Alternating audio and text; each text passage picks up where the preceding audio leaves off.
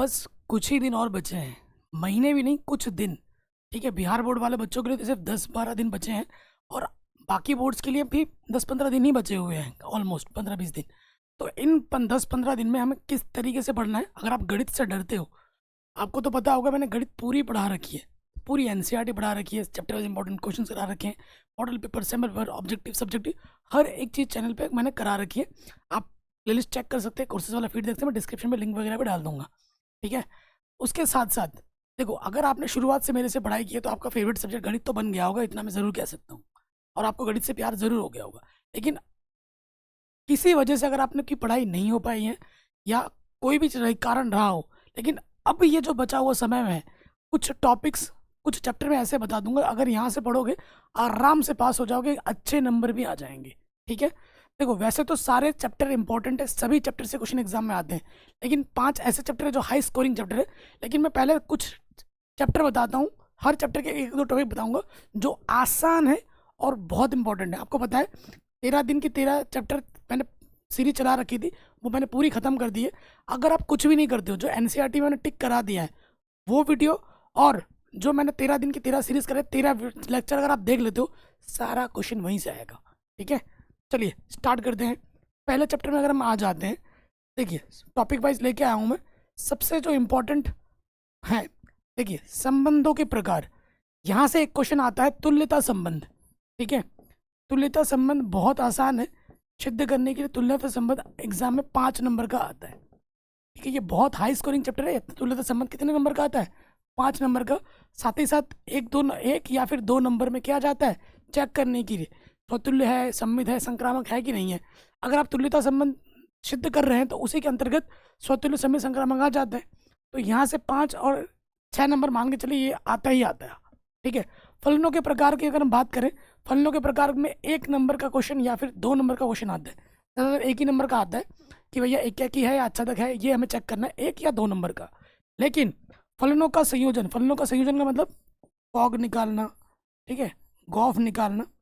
पिछले साल इस पर फॉग और गॉफ पर आधारित प्रश्न 1 नहीं 6 नंबर का आया था, एक 1 नंबर में और एक 5 नंबर में, जो कि आपके एनसीईआरटी उदाहरण का प्रश्न था। आप लोग एनसीईआरटी उदाहरण को बिल्कुल भी हल्के मत लो। जितने भी चैप्टर हैं उनके, स्पेशली जो विविध उदाहरण हैं, जितने भी चैप्टर हैं, जितने भी विविध उदाहरण है बच्चों, वो बहुत ज़्यादा इंपॉर्टेंट है। विविध उदाहरण के क्वेश्चन आपके एग्जाम में भर भर के आएंगे, वो भी बड़े बड़े नंबर में। ठीक है, अगर आपने विविध उदाहरण नहीं पढ़े हैं तो जितना दिन बचा हुआ है आप अच्छे से कर लीजिए, नहीं तो बाद में पछताओगे। ठीक है, और व्युत्क्रमणीय फलन, इससे भी एक क्वेश्चन आया था पिछले साल 5 नंबर में। ठीक है, और बहुत आसान है, यकीन मानिए।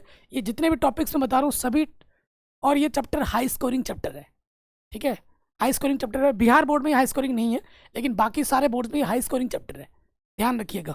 ठीक है, बाकी सारे boards, UP board, MP board, Rajasthan board, Uttarakhand board, CBSE board, Haryana board, Jharkhand board, बाकी सारे बोर्ड्स में ये हाई स्कोरिंग चैप्टर है। ठीक है, बहुत इंपॉर्टेंट है। अगले वाले चैप्टर में आते हैं, तो ये हाई स्कोरिंग चैप्टर नहीं है, लेकिन इसमें आप 1 नंबर का क्वेश्चन आ जाता है, 1 नंबर या फिर 2 नंबर में मुख्य मान निकालने के लिए। ठीक है, तो इसको ज़रूर कर लेना, मुख्य मान निकालने के लिए 1 या 2 नंबर में आता है, बहुत आसान है। ठीक है, और उसके साथ साथ जो सिद्ध करने वाले प्रश्न है वो 5 नंबर का एक आता है, सिद्ध करना। ठीक है, 5 नंबर का एक प्रश्न आता है, बहुत आसान होता है। अगर आप इधर उधर के नहीं देख पा रहे हो, और मैं आपको इसमें एक टिप्स दूंगा, कुछ और एक टाइप का जो क्वेश्चन है, जैसे sine inverse x plus sine inverse y वाला हो गया सूत्र। ठीक है, cos inverse x plus cos inverse y plus के tan inverse x plus tan inverse y, ये जो सूत्र है इस पर आधारित प्रश्न, सूत्र याद हो जाएंगे, प्रश्न आराम से बन जाएंगे। तो प्रश्न, इस पर आधारित प्रश्न आ सकता है एक क्वेश्चन 5 नंबर में। ठीक है, तो ये चैप्टर आसान है, तब आसान है जब आपको सूत्र याद होगा, वरना दिक्कत है। अगर आपको सूत्र याद है इसमें, तो आपको सारी चीज़ें आ जाएंगी। और सभी चैप्टर के सूत्र भी मैंने एक 1 शॉट वीडियो में बता रखा है, आपको पता है। ठीक है, तो ये भी आसान चैप्टर है, अगर आपको सूत्र याद है तो बहुत आसान चैप्टर है। ठीक है, अगला जो चैप्टर है बहुत आसान, वो है आव्यूह और सारणिक। पूरे किताब, दोनों किताब में सबसे आसान चैप्टर आव्यूह और सारणिक ही है। ठीक है, अगर आपको गणित से बहुत ज़्यादा डर लगता है तो तीसरा चैप्टर मैं आपको बता दूं, अगर बहुत ज़्यादा डरते हो तो तीसरा चैप्टर ज़रूर करो, चौथा चैप्टर आप ज़रूर करो। उसके बाद 10वां चैप्टर, 11वां चैप्टर और 12वां चैप्टर, ये कुछ चैप्टर मैंने बता दिए, इनको आप पहले पढ़ लो, बाकी कुछ करो ना करो। देखो कौन सा पढ़ना है, तीसरा चौथा पढ़ना है अगर आपको बहुत ज़्यादा डर लगता है गणित से। तीसरा चौथा पढ़ लिया पहले बुक से, उसके बाद दूसरी किताब में जाना है, आपको पढ़ना है 10वां चैप्टर, 11वां चैप्टर और 12वां चैप्टर।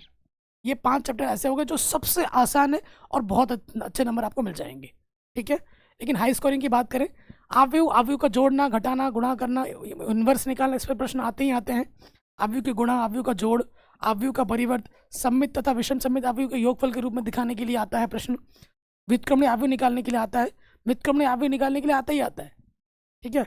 और जो भी चैप्टर मैं बता रहा हूँ सभी चैप्टर पे चैप्टर वाइज इंपॉर्टेंट क्वेश्चन करा रखे हैं। 13 दिन की 13 जो सीरीज है मेरी, आप कुछ भी नहीं करते तो उसको तो कर लो मेरे भाई, सारा क्वेश्चन वहीं से बचने वाला है, ठीक है। तो ये देखिए, आव्यूह आव्यूह के प्रकार उतना उच्च नहीं आएगा। आव्यूह पर सक्रिय पे 2 नंबर का एक प्रश्न आ जाएगा।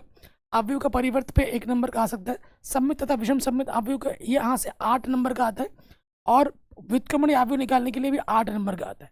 तो ये हाई स्कोरिंग चैप्टर है और आसान चैप्टर है, ठीक है, बहुत आसान चैप्टर है, ठीक है। उसके बाद करते हैं सारणिक का मान निकालने के लिए 1 नंबर का आता है।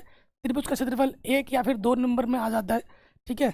उसके बाद सारणिकों और आव्यूह के सारणिक की मदद से, है ना, एक्स वाई जेड में जो समीकरण होते हैं 3, वहाँ से एक क्वेश्चन आता है 8 नंबर में, ठीक है।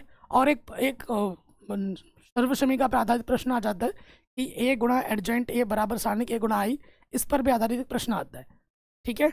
मैं बोल तो रहा हूँ, अगर आप कुछ भी नहीं करते तो मेरा चैप्टर वाइज इंपॉर्टेंट क्वेश्चन मैंने करा रखा है, उसको कर लोगे तो सारा वहीं से फंस जाएगा आपके एग्जाम में, ये, ठीक है। ये जो 5वां चैप्टर है हाई स्कोरिंग चैप्टर। अब इस चैप्टर का नाम क्या, हाई स्कोरिंग चैप्टर की बात कर रहा था ना, तो भाई ये लो, पहला चैप्टर आपका आ गया हाई स्कोरिंग चैप्टर में।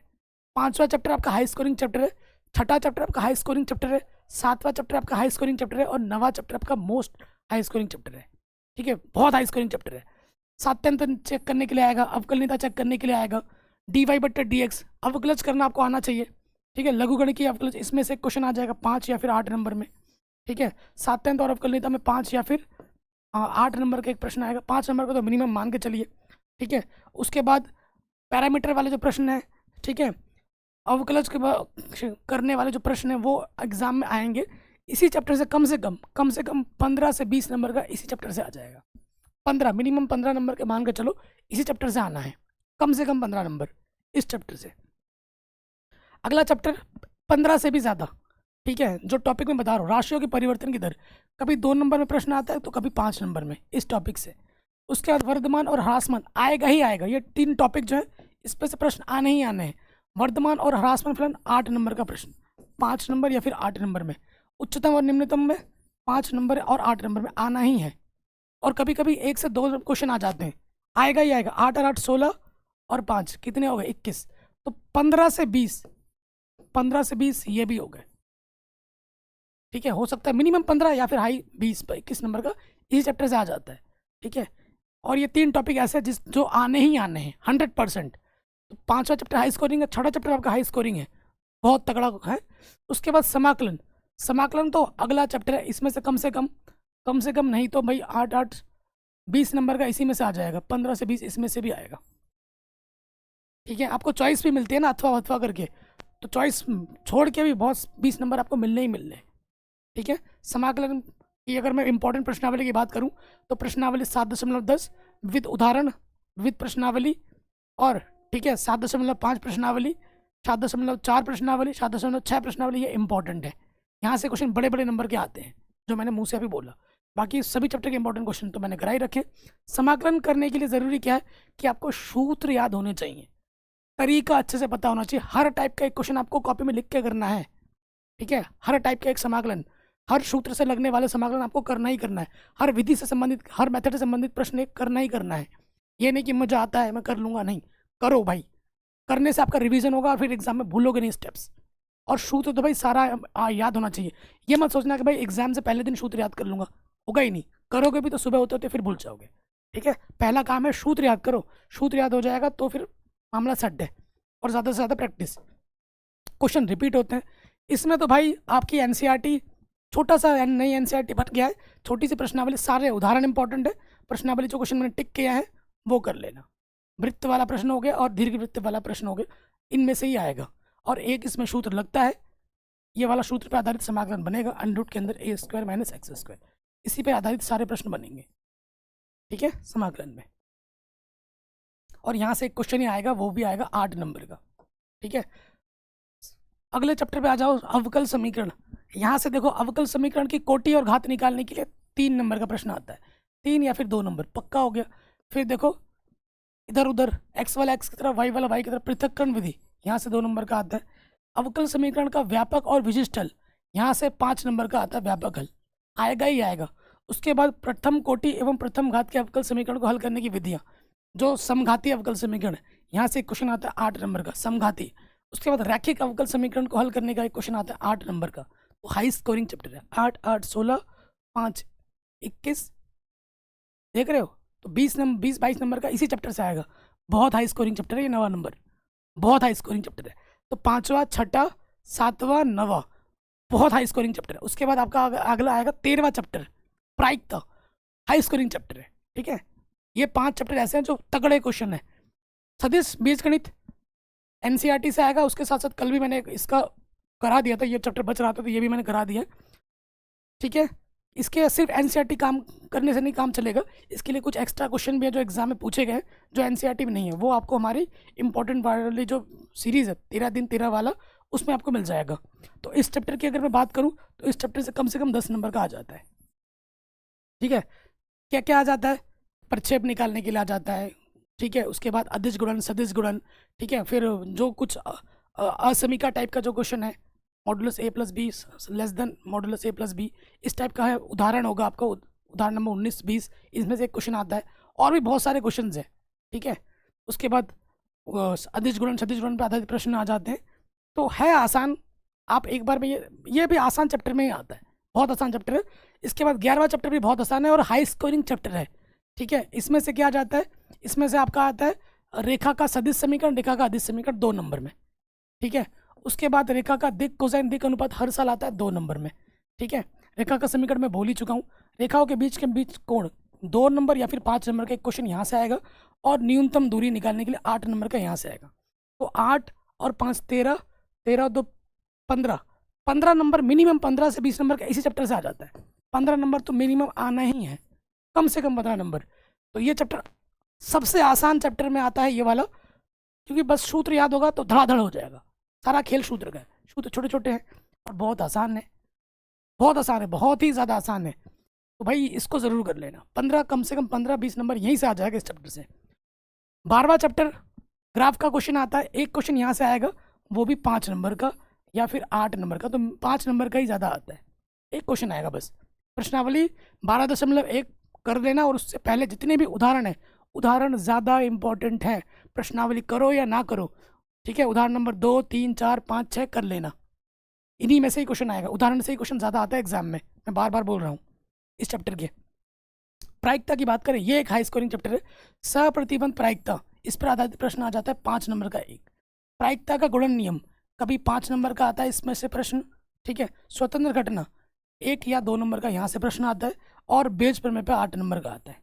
देखो 8 9 9 और 5 14 और 5 19। ठीक है, तो कम से कम 15 से 20 नंबर का इसी चैप्टर से आना है।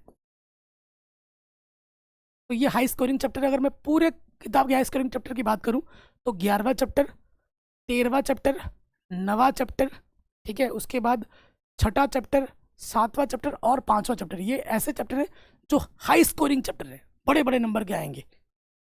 ठीक है, बाकी सभी चैप्टर से मैंने बता दिया कौन से टॉपिक से प्रश्न आते हैं और कितने नंबर का आता है। और मज़े की बात है, मैंने सब कुछ ऑलरेडी पढ़ा रखा है। ठीक है, एनसीईआरटी को हल्के में मत लेना, एनसीईआरटी से क्वेश्चन ज़्यादा आएंगे बोर्ड एग्जाम में, चाहे आप किसी भी बोर्ड में क्यों ना हो। ठीक है, मैं तो कहता हूँ अगर आपने एनसीईआरटी ढंग से पढ़ ली, सारे उदाहरण कर लिए, सारे प्रश्नावली कर ली, तो आपके 90+ 95+ तो पक्के हैं। 100 में से 100 आने के लिए जो इंपॉर्टेंट इधर उधर विगत वर्षों के प्रश्न पत्र देखने पड़ते हैं। अगर आप विगत वर्षों के प्रश्न पत्र के चक्कर में पढ़े हो तो मत पढ़ो। जो मैंने सीरीज़ बताई है उसमें मैंने 10 साल के क्वेश्चन रखे हैं। विगत वर्षों में तो आप 4-5 साल का ढूंढोगे, 2-3 साल का ढूंढोगे, 10 साल के रखेंगे चैप्टर वाइज। वो कर लो, चैप्टर वाइज करने के बाद तुम पेपर उठा के देख लेना एक बार, सारा क्वेश्चन तुम्हें दिख जाएगा कि सर ने ये भी पढ़ा रखा है, ये भी पढ़ा रखा है, ये भी करा रखा है, ये भी करा रखा है, ये बोलोगे तुम। ठीक है, तो मैं पहले क्या करता हूँ, जो सीरीज़ मैंने बोली है बच्चों उसको कर लो। उसको करने के बाद तुम फिर पेपर उठाना एक बार। तुम्हें अगर पेपर के सारे क्वेश्चन तुम्हें ना मिले ना, कोई भी एक छूट गया तो मेरा नाम बदल देना। ठीक है, बाकी पेपर भी तो मैं करा ही रहा हूँ, बाकी जो बोलोगे कुछ डिमांड कर देना, वो भी वीडियो आपके लिए हाजिर हो जाएगी।